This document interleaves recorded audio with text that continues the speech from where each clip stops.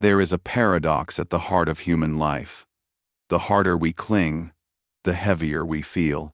We chase possessions, relationships, status, even identities, hoping they will make us whole. Yet, the Buddha noticed something profoundly simple and transformative. What burdens us is not life itself, but our attachment to it.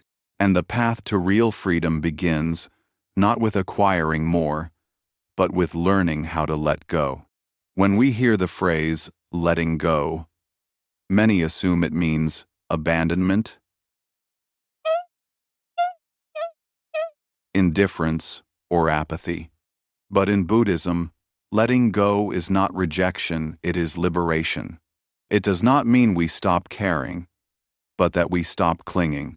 It means we can hold life with open hands rather than closed fists. Imagine trying to hold water tightly in your palm. The harder you squeeze, the faster it slips away. In contrast, an open hand can hold it gently.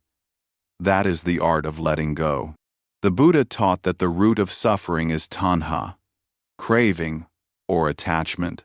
We grasp at experiences, fearing loss, or we push away pain, hoping to control what cannot be controlled. Both are forms of bondage.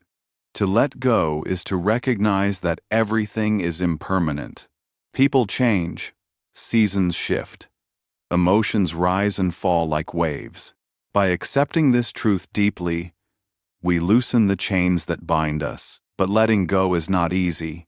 The mind clings because it believes clinging is safety. If I hold on, I won't lose, it whispers. Yet paradoxically, the more we hold on, the more we suffer. Consider a broken relationship. One may replay the past endlessly, wishing things had turned out differently.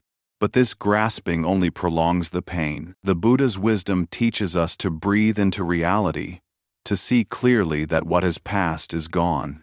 Freedom arises not by forcing the heart to forget, but by releasing the illusion that we can control what is already impermanent. Real freedom, then, is not external, it is internal. The Buddha did not define freedom as political or social liberation, but as liberation of the mind.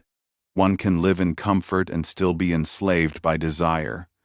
One can live in simplicity and still radiate profound joy. True freedom is the ability to live without being ruled by our cravings, fears, and illusions. It is the peace of a mind that no longer needs to cling. Letting go also deepens compassion.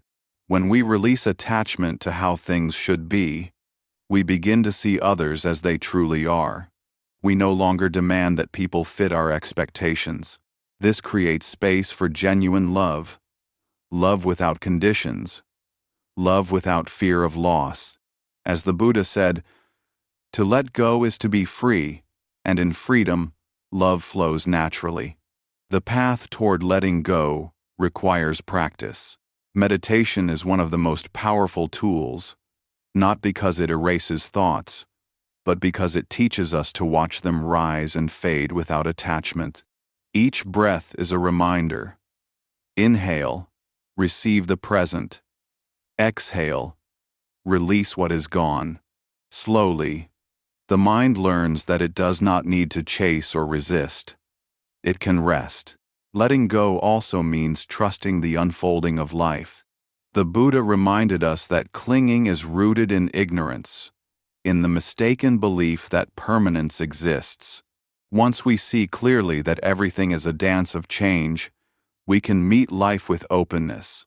The storm of craving loses its grip, and we discover an inner stillness untouched by circumstance. In the end, what the Buddha taught about letting go is not a loss, but the greatest gain.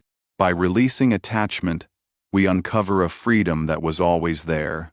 Spacious, calm, unshakable. Freedom is not something we achieve after controlling the world. It is something we realize by freeing ourselves from the need to control it. So the next time you feel the urge to cling, whether to an idea, a person, or a future that has not arrived, pause. Ask yourself, am I holding this because it truly nourishes me, or because I am afraid to let it go? In that awareness lies the first step toward liberation. The Buddha's truth is timeless. To let go is not to lose. It is to awaken. And in awakening, we discover the real freedom we have been seeking all along.